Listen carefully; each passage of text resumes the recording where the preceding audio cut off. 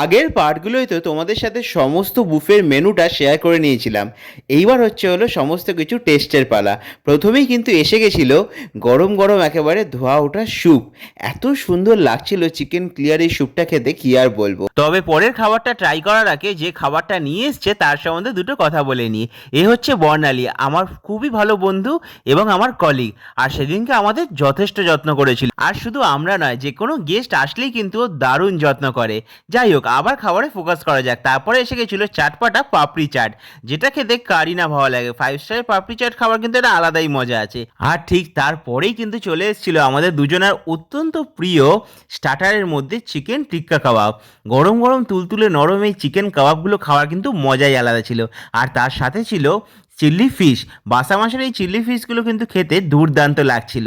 তোমাদের কাদের এরকম স্টার্টার খেতে ভালো লাগে অবশ্যই কিন্তু কমেন্ট বক্সে জানিও। এছাড়াও আগেই তোমাদের সাথে শেয়ার করেছিলাম ভেজ পাস্তা, আলু টিক্কি, চিল্লি বল, আরও কত কী ছিল। সব কিছুই একটু একটু করে টেস্ট করলাম। সার রিভিউগুলো দেখতেই পাচ্ছ আমাদের মুখের রিয়াকশান দেখে। তবে এরপরে আরও দু ধরনের বিশেষ খাবার খেয়েছিলাম মেন কোর্সে যাওয়ার আগে। সেটা নিয়ে আসছি পরের পার্টে। দেখতে হলে সাবস্ক্রাইব ফর মোর। এতদূর অবধি কেমন লাগলো অবশ্যই কিন্তু কমেন্টে জানিও।